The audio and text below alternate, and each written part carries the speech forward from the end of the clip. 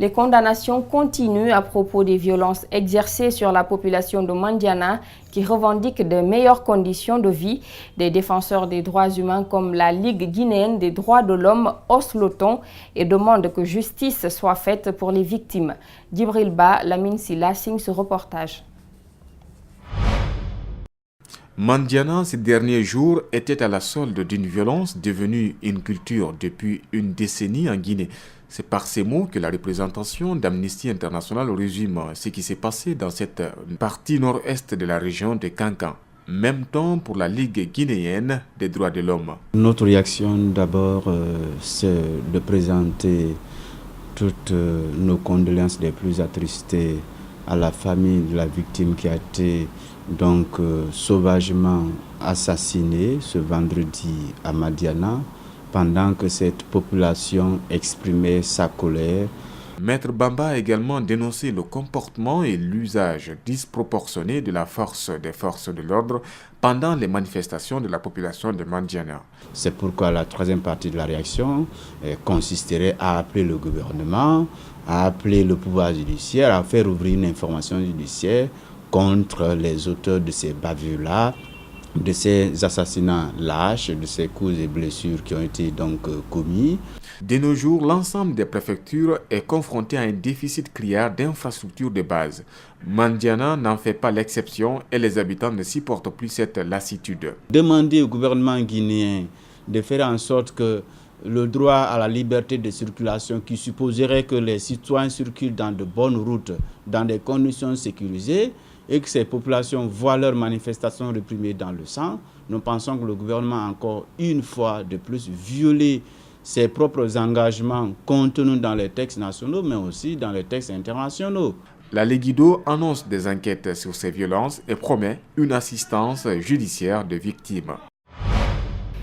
Depuis le 15 septembre se tient au Palais des Sports de Conakry un stage national de remise à niveau des arbitres guinéens de basketball, une initiative de FIBA Afrique en collaboration avec la Fédération guinéenne de basketball. Ce stage vise à favoriser la formation des cadres techniques de la dite discipline afin de doter le pays d'arbitres internationaux. Alpha Oumar Baldé et Yacouba Traoré signent ce reportage. La Guinée est aujourd'hui présente dans toutes les compétitions continentales de basketball, toutes séries et toutes catégories confondues. Mais pendant ses participations aux joutes de la FIBA, le Sili Basket est tristement célèbre par le fait de son manque d'arbitres internationaux.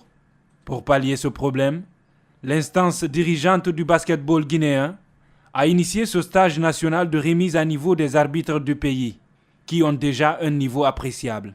Mais il y a beaucoup de travail à faire, notamment sur les fondamentaux techniques, sur les fondamentaux gestuels, sur la mécanique et autres. Il y a du travail à faire. L'appréciation des violations, des fautes, elle est encore là. Mais ça ne suffit pas. L'arbitrage, c'est pas ce qu'on a dans la tête, c'est ce qu'on montre sur le terrain. Et sur ça, on va travailler. Ce sont des jeunes et des anciens qui ne sont pas encore touchés par la limite d'âge, qui vont donc bénéficier de la formation. Je veux voir les arbitres, je veux les soigner, je veux les corriger sur tous les plans, automatisme, mécanique, arbitrage, décision, violation et aussi bien les fautes. Et on essaye de faire les briefings ensemble pour le soin des erreurs de l'arbitrage. L'objectif est de pouvoir présenter un ou deux candidats au prochain stage FIBA en 2019. Quelques-uns sont déjà repérés. Tout à l'heure, j'étais avec l'expert, il me dit que c'est possible d'avoir au moins 5. Parmi les 5, il y a au moins 1 ou 2 filles. Vous savez, il y a les compétitions féminines aussi. Donc, certainement que les 5 quand même vont avoir la chance de passer leur test. Parce que ce que nous faisons, c'est rien de sorcier. C'est typiquement la même chose que FIBA fait.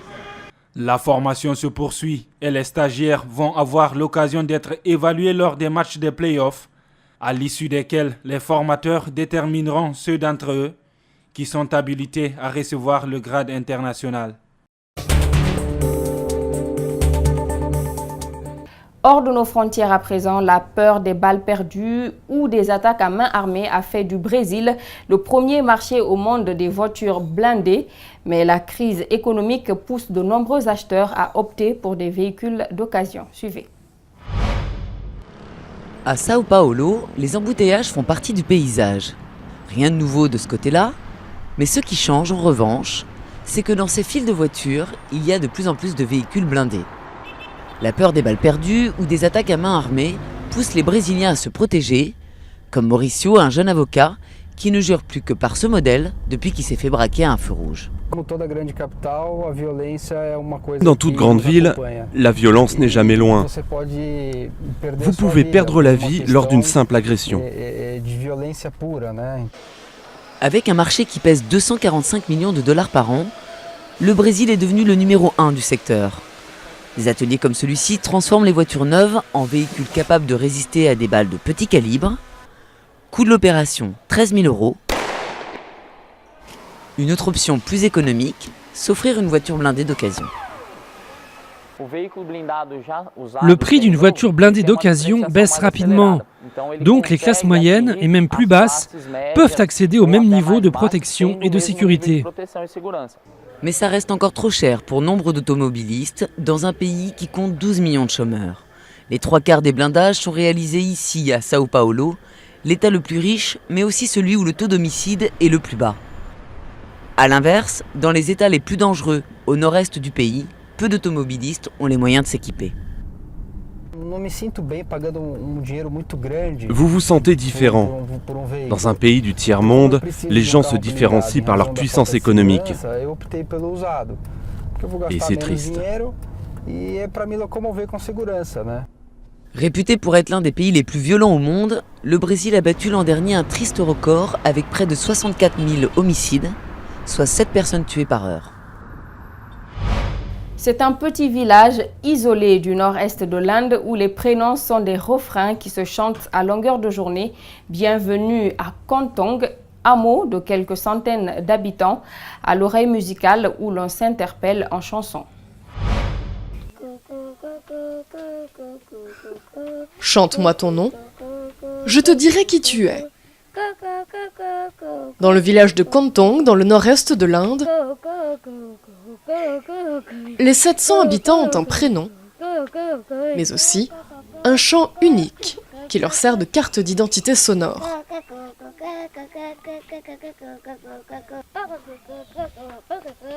Composées à la naissance par la mère, ces mélodies ne sont plus jamais réutilisées après la mort de la personne. La chanson que je vais chanter maintenant est celle de ma fille, Solidarity, et nous la chantons dans les champs.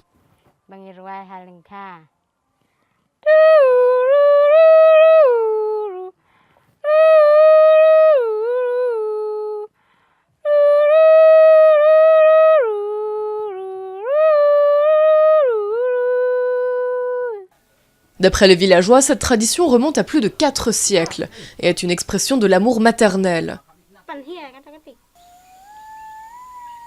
Chaque prénom musical a 2 versions, une courte et une longue, traditionnellement utilisée dans la forêt.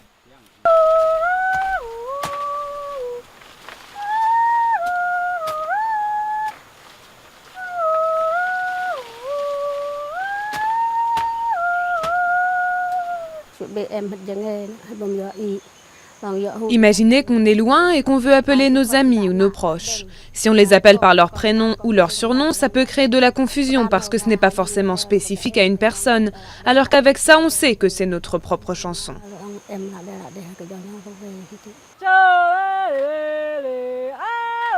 Le prénom officiel reste utilisé, mais seulement pour des occasions très particulières. Si ma mère n'est pas fâchée contre moi, elle m'appellera par une chanson ou un simple sifflement. Mais si elle m'appelle par mon prénom, alors automatiquement je sais que j'ai fait quelque chose de mal et que je vais avoir des problèmes. Le village a longtemps été coupé du monde. L'électricité n'est arrivée qu'en 2000, la route en 2013. Avec l'arrivée croissante des téléphones portables et de la modernité, certains redoutent que ces mélodies ne se taisent pour toujours. Mais pour l'heure à Kontong, même les plus jeunes connaissent la chanson. C'est cet élément qui met fin à cette édition d'information. À tous, merci de l'avoir suivi. Merci également à toute l'équipe technique. L'actualité se poursuit sur Espace TV.